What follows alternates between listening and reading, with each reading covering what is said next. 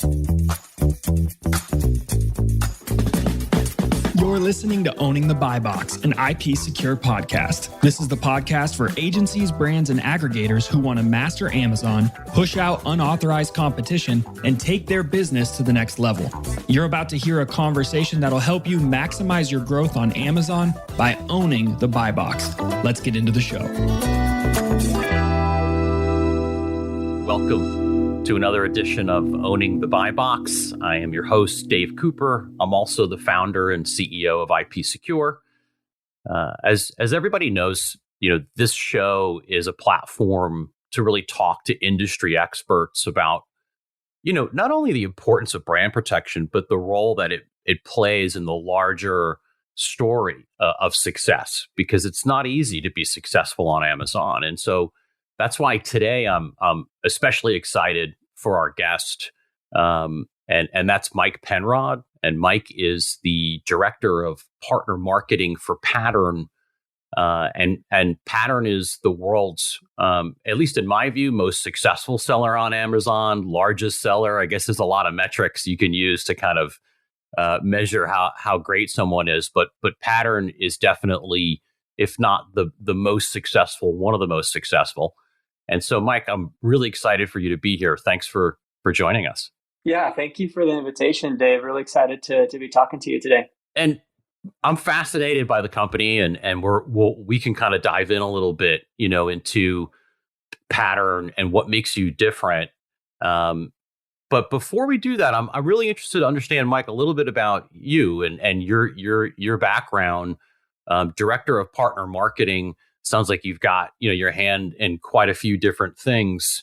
How did you wind up at Pattern and sort of in the space in general? Yeah, no, it's an interesting story. So I actually started my career in data science and IT, and this would have been 12, 13 years ago. And I was working back then with our founder, with Dave Wright, with our CTO, with our CIO. We were all in the same department in an IT shop in Salt Lake City.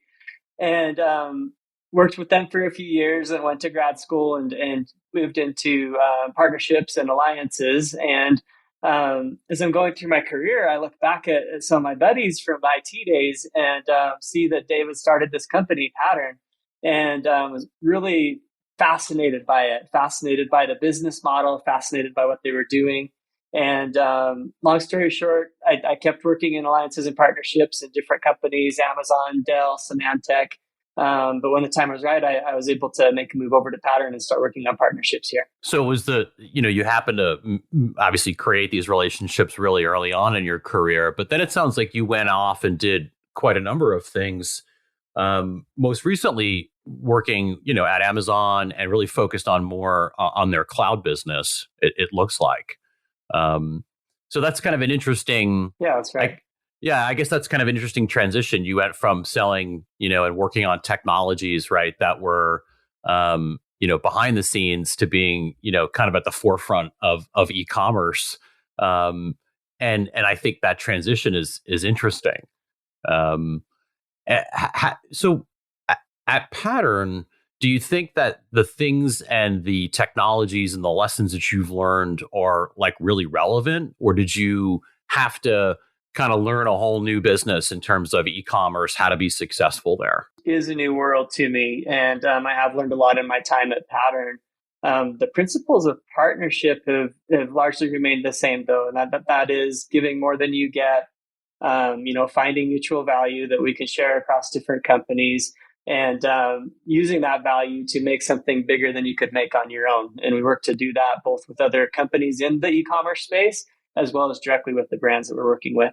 Yeah, I mean, because Pattern is big now. I think it's what, 160 brands, 60 plus countries or something. Is that about right? That's right. Yeah. We've got almost 200 brands that we're servicing and all over the globe that we're helping those brands sell. So you have obviously the muscle, the manpower to build a lot of your own technologies, to do a lot of things, but it seems like the business still values, partnerships and external expertise in an effort to create the overall value proposition. I think so. And we do have a lot of strengths, and we really do emphasize on the marketplaces space and some D2C as well. But there are areas, like where we're not going to service our clients, and that's in, like viral videos or email marketing and different things like that kind of go beyond the direct focus of marketplaces.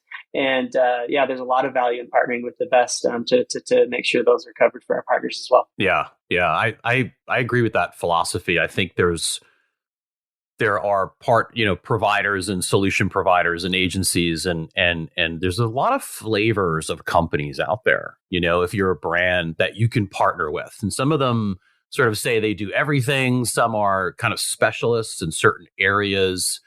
And I think it sounds like, Pattern subscribes to a little bit of both, which is, core competency and being the best in the world at the things that really matter to your business, and then partnering, right, when it makes sense to do that.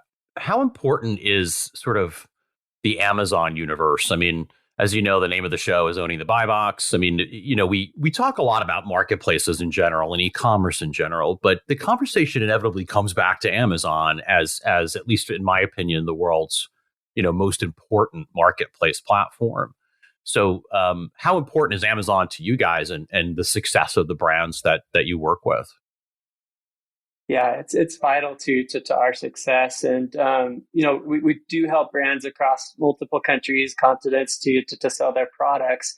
But even there, it's the Amazon entities, the different country entities of Amazon that we are, that's the core of a lot of what we do for those brands is on Amazon. But even if you look domestically, the majority of our sales go through Amazon. And with most brands that we work with, we start on Amazon. We make sure that we get Amazon right, that we get control on that marketplace, and that they are doing their best on that marketplace before we look at expanding into other marketplaces and growing there. Yeah. People ask me all the time, why are you, what about this platform in Asia or this platform in Europe?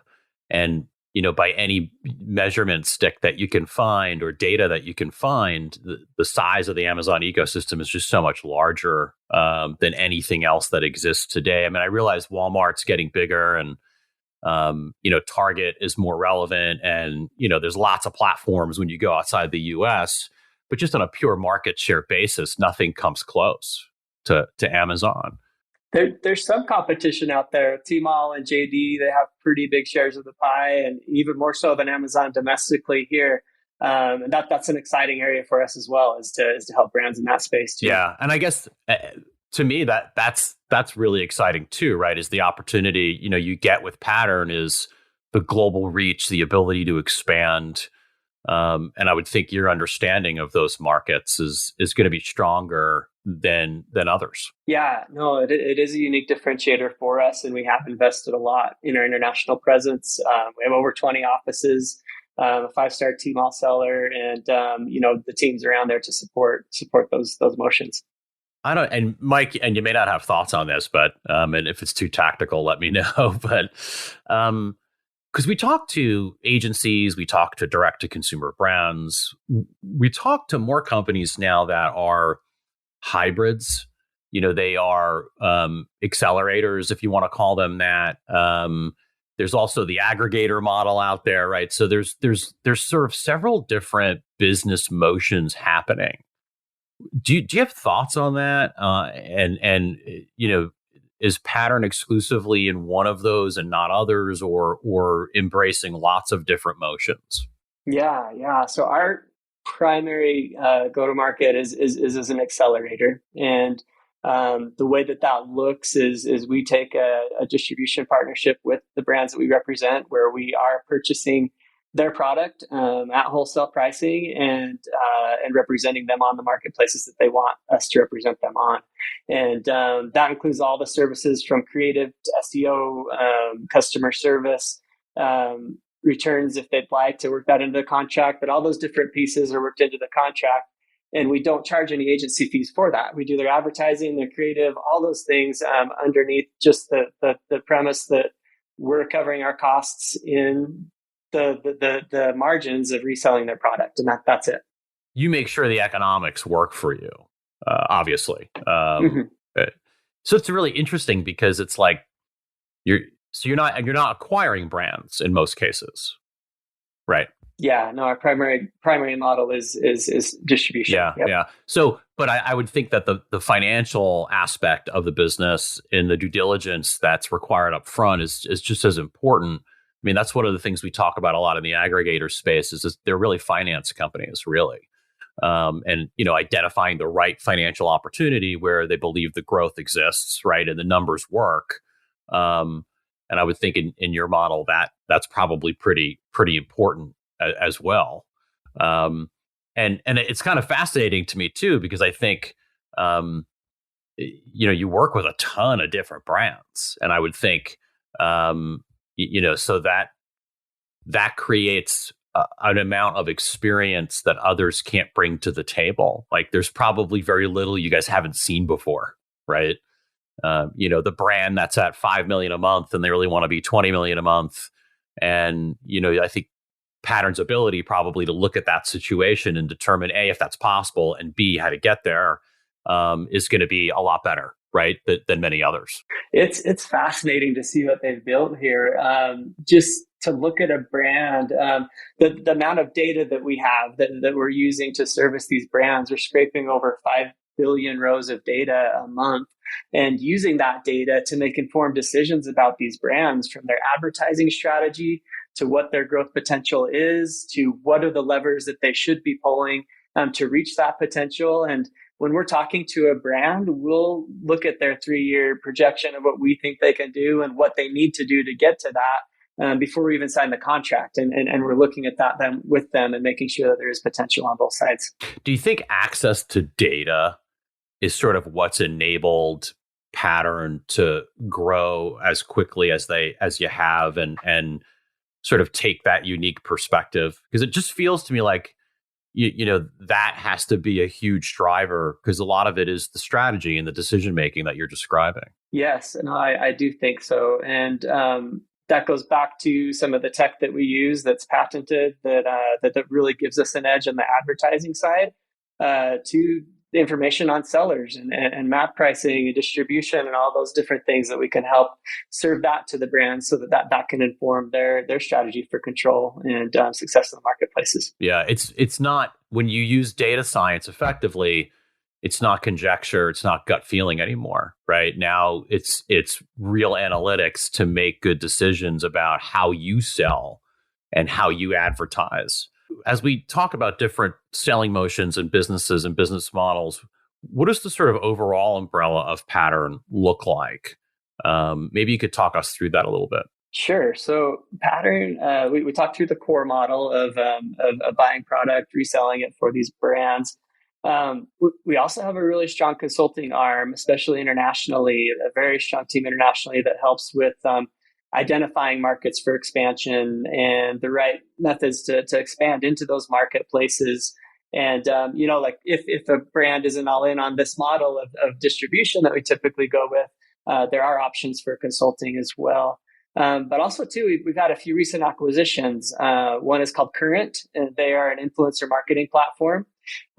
We love this from a data perspective because they are very data obsessed as well. And they look at the ability of different influencers to move product and in specific categories, so we can put that science or that math behind success for brands and what it would look like if they were to push their products through those different influencers. Another platform that we recently acquired is called Amplify, and they're a PIM DAM solution. And so they help to centralize all of your product information and make that consistent and easy to access across different marketplaces, different retail channels, to make sure that you have that consistent product catalog and product information and things that you're doing. And then another one, this is a little bit older, that we partnered with them and acquired them, is Enlisted Design, and they're a design agency. They worked with a lot of interesting brands, from Allbirds shoes to Stance socks, and they help with the product design and the branding elements of that product as well. Not just not just digital content, but literal product design. They do. Yep. They can help with product design, packaging design, all of those things. So is the future vision that, Pattern is the only place I need to go to be successful online if I'm a brand owner? it's a bold statement, Yeah. and there would be a lot of investments that we need to make to get to that. But we are trying to be strategic about the companies that we invest in that are going to bring the most value to brands. Influencer marketing, content management, product design, like those are all things that are essential to succeeding on Amazon and on marketplaces. And that still is kind of our core focus is marketplaces and success on those.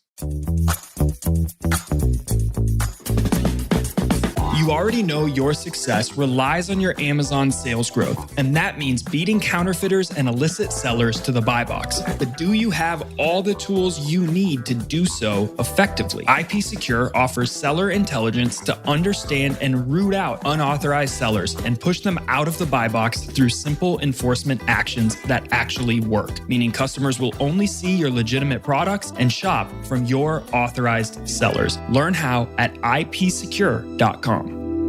So maybe not world domination because products are sold in lots of places, but certainly marketplace domination feels to me like maybe an appropriate approach. I think that's super cool. Let's go. Yeah, I mean, I think there are, I've been working in the brand protection space for over 20 years, and one thing I know is that companies that create really great products, they're not really great at a lot of other things.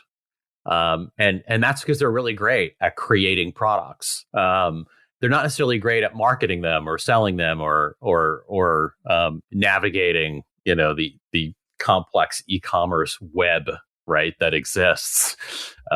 So there's just a strong need, and I work with brands that are huge multi-billion-dollar brands, all the way down to kind of your startup mom and pop, just getting going.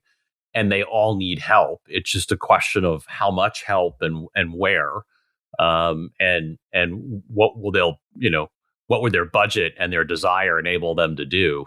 So it's kind of a fascinating space relative to brand protection. I mean, I have to believe that you're investing a ton, right, in the success of the brands that you work with. You're acquiring businesses. You're building patented technologies. I know lots of people who work at Pattern. You have like some of the smartest people on the planet there. And so you're investing a lot in the success. I would think brand protection is pretty important, right? You want to protect the revenue and grow it. Not only protect it, but accelerate it if you can. Absolutely. I don't think Pattern would be where we are today if we hadn't really focused on that early on in the company. And the way that kind of came about, so our co-founders started selling magnets out of their living room. And, they found the science behind selling, like how they could be successful and how they could win against competition and their ad strategy and content and all those things. They kind of figured out that equation and started to reach out to other brands to say, hey, let's apply this to you. We'll represent you on Amazon, and started to buy their product. And they got all this product from these brands that they were going to represent them on Amazon with. And other distributors, other people started owning the buy box. That they couldn't sell the product that they just purchased. I said, okay, we have a problem here. We need to figure out, as part of our equation, how do you own that buy box? And that became a crucial part of a Pattern's model and what we do for these brands. Yeah, it is. It's the secret sauce, especially on Amazon, of course. But I love that story, right? It wasn't. It's not sort of an ancillary thing for the business. It's sort of part of the company's DNA because of the way the company got started.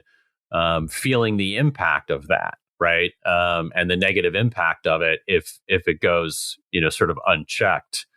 And I think that everyone who's successful on Amazon has to pay attention to protecting their sales channel. Is part of that maybe the discussions that you have with brands? If I had if I'm doing $5 million a month on Amazon and I show up and I want to partner with Pattern, but, I don't have sort of good reseller contracts in place and I haven't sort of built the right foundation. Let's just say my product's popular and I've sort of ridden the wave of that to a certain level and plateaued. Would Pattern help me clean all that up and make that healthy? Yes, we will go in with the brand and lean in if they are willing to lean in and want to do that too. Just one interesting use case. There's a nationally recognized brand that we've recently partnered with. That there was a lot of their product that was going through on Amazon, but they weren't doing it themselves. It was people buying it in store and reselling it. And we've partnered with them to take control of that, like where they do own their product listings on Amazon, and are essentially going from zero buy box ownership on up. And so that's probably a corner case and a very difficult case that we're going to fight through with them. But yeah, that's a big part of partnership, is making sure they're willing to lean in on that. I think that's super smart, because you're in the business of helping people sell more. And when we look at brands on a consistent basis, and I see that, a successful brand, or at least mildly successful, who has not paid attention to this topic, I kind of view that as a significant opportunity, because it's not rocket science protecting your channel, right? Rolling out new agreements and enforcing those agreements to try to get some of that gray market product off the platform, it doesn't require a significant amount of complex thought. It requires the desire to do it. And that's what I found. So when I love that as a brand, if I show up to a meeting with Pattern, that you guys are advocates for that, because I think all too often, brands get in a habit of selling product, and they like selling product, and might require a tough decision. Convincing someone to say no to a purchase order is a hard thing. No, it is. It is. And it's a different way of viewing the world, because before e-commerce was here, wide distribution was a good thing. You wanted to have as many distributors, be in as many channels as possible. And it takes a different approach to be able to bring that control back and really own your e-commerce presence. Yeah. Most of what, and Amazon in particular is interesting. I mean, I think everyone talks about counterfeiting, right? Because there's coalitions, and there's federal regulation, and there's U.S. law. I mean, and there's real consumer impact, and I'm sort of very well aware of that. In my prior career, building solutions for brands, the brands that had a consumer safety aspect associated with it were always the most aggressive, right, in trying to police their channel. But Amazon's really good at keeping counterfeits off their platform, and actually, at least and I love your opinion, but in my opinion, the biggest use case now is gray market product. It's dealers who are there and shouldn't be, and have agreed not to be, and are there anyway. And it's authentic product that is typically leaking from these brands' supply chain. At least on Amazon. I mean, there's lots of other That's what we see the most of too. Yeah. I mean, there's lots of other platforms you can go to, right, and find a ton of counterfeits. But the thing is, consumers that we want to reach usually aren't shopping on those platforms. Sure. They're shopping on Amazon, right? And they're shopping on the platforms that we know and we use every day. Yeah. And one thing that's difficult though too on Amazon with the gray market sellers is you get products that are close to their expiration date, or the packaging is damaged. There's different things that really affect your brand experience when these products are getting into the hands of other sellers. And customer service, like that's serviced by the person who sells it. And so it really is important for us to control that for the brands we represent. And then I think the deeper you understand the problem, the more that you realize that there actually are some practical things you can do. I don't think you eliminate it. I kind of view brand protection as, treating the symptom of a larger problem. And I think elimination of it is unlikely. It's possible, but unlikely. Instead, I think you treat the symptoms, and that there are some practical steps that you can take to help improve the situation. And Amazon has a ton of tools and a ton of people who want to help you do that to a limit, right? To a limit. You have to be willing to take action yourself, I think, is the key. I don't know if you're aware, Mike, but I'm curious if you have a thought on it. In the recent spending bill that Congress passed like a couple of weeks ago, they took portions of the Informed Consumers Act and actually inserted it into the bill. And now it's U.S. law. And the pieces that they took were very specific to marketplaces, very specific to sellers now, right? If you sell more than $20,000 a year in product, you've got to go through a bunch of additional verification steps with platforms. Any thoughts on it? Do you think this kind of stuff helps? I mean, do you think this is good, or do you feel like maybe government like should just stay out of it and we'll handle it? The brands, Amazon will handle it. What are your thoughts just generally? Yeah, this is my personal opinion. I do feel like legislation is a very effective tool in moderating marketplaces and helping with competition and providing the best consumer experience. I think so too. I mean, I think generally any sensible person that you talk to that reads the legislation is going to say, well, this just makes good sense, right? It's not as if the things that we're asking these sellers to do are abnormal by way of just normal business, right? Provide a tax ID, an address, some verifiable information, etc. But there are still some big gaps in it, like it doesn't apply to residential addresses and businesses. So if I say I'm selling from home, parts of these provisions don't apply to me. And we know a lot of bad guys, operate from homes. It's not that, it's like a genius to kind of point that out. So nothing's ever perfect, but I generally agree. I think the brands that we talk to on a consistent basis want this. So do the sellers. Because when you're following the rules, you want everybody to be on a level playing field. Mike, any advice you would have, for if I'm just starting out, and maybe I'm not quite big enough for Pattern. I'm not sure if you guys work with small brands or you have kind of a minimum size, but let's just say, I met you at a cocktail party and I told you I just kicked off a new brand and I'm on Amazon. What are a couple of things that you would say, Dave, you got to do these things? If you do nothing else, maybe do these handful of things. Yeah, no, if I were to give advice to a friend going up on Amazon, don't go. Yeah, go get a job. No, right. Yeah. I think that, and this is just the IT data scientist in me, but there are a lot of opportunities still to play on the Amazon platform, and finding partners who can help you identify those niches. Like one exercise that we do is called the Where to Play Matrix, where we look at segments and categories that are highly fragmented, and there are a lot of sellers, but nobody's clearly owning that space, and help companies identify like what are some products that you could own the buy box on. You could not own the buy box, but own the category in if you're successful in taking those to market. But to look for those ways to differentiate yourself and just make sure that everything's clean from the beginning. Your distribution, you're keeping clean as you grow. You're being very intentional in that and smart in how you set that up. That you are, looking at SEO, looking at your content, looking at your products. Would you go 1P or would you go 3P?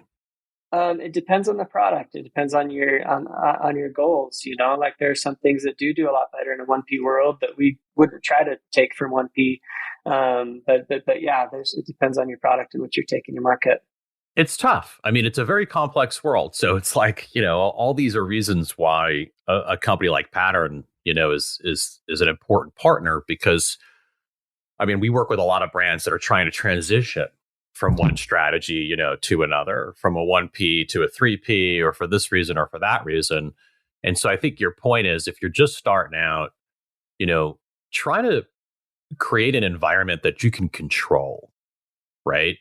Whether it's your distribution channel, whether it's your content on Amazon, try to be in control of those elements. And I don't mean them as personally, but if not, then partner with an expert that would help you take control of those elements. Because we kind of get that question a lot. I want to, especially in brand protection, I want to police my channel. What should I be doing? And if you're just relying on sort of brand registry as the only mechanism that exists for you to control your channel, you're going to have kind of a tough time, because it just doesn't. It handles certain use cases, but there's so many use cases on Amazon. It's incredible. We dealt with we helped a brand recently that like had this problem where, they were third parties were listing their products as variations of the client's products, and the reviews were getting commingled.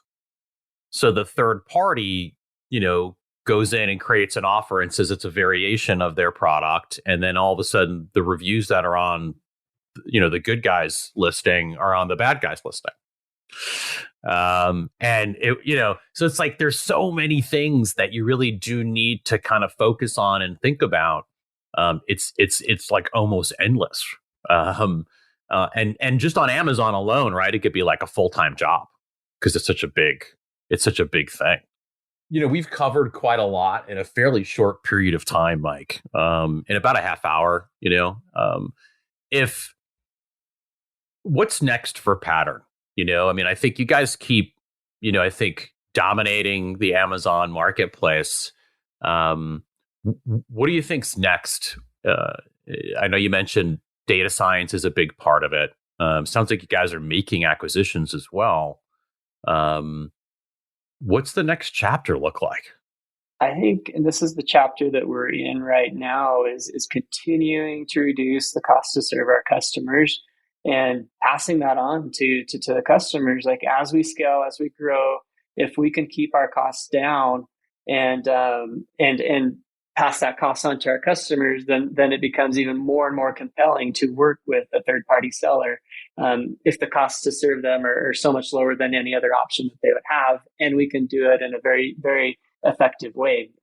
So that is our focus right now: is how do we continue to reduce our cost to serve our customers and mature globally. We do have a global presence, and we continue to mature that and invest in that. So that it's not just about Amazon US, but it's about marketplaces globally and how you succeed. Yeah, and not even just, you mentioned JD, you mentioned a number of Chinese platforms as well. So, global expansion is a big part of it. And I love the emphasis on lowering costs, because I think costs are increasing, it feels like, at every turn. And I would want to partner with a company that not only has that expertise, but just maniacal focus, right, on reducing the cost for me to continue to win on these platforms. I think, Pattern's use of data science to me feels like a really unique competitive advantage. Access to data just gives you the ability to make good decisions in almost every scenario you can think of. So I think that's pretty cool as well. If companies want to engage with Pattern, or I should say partners, right, for that matter as well, what's the best way, Mike, for them to maybe reach out and get in touch with you or get in touch with the company? Sure. I think the easiest way is the contact us form on pattern.com.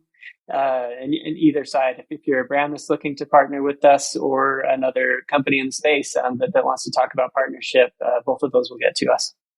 Awesome. Mike, thank you so much. I appreciate your time. I appreciate your expertise. The podcast is pushed out to Google, Amazon, Spotify, everywhere people can listen to podcasts. And so if there are brands out there that really want to hear from the best in the world, this is that. And I appreciate you sharing. Thanks so much. And I hope you have a great day. Thank you, Dave. Take care. You've been listening to Owning the Buy Box, a show from IP Secure. Never miss an episode by subscribing to the show in your favorite podcast player. Please give us a rating, leave a comment, and share episodes that you love. That helps us keep delivering you the tools you need to sharpen your competitive edge and ensure your authorized sellers always own the buy box. We'll see you next time.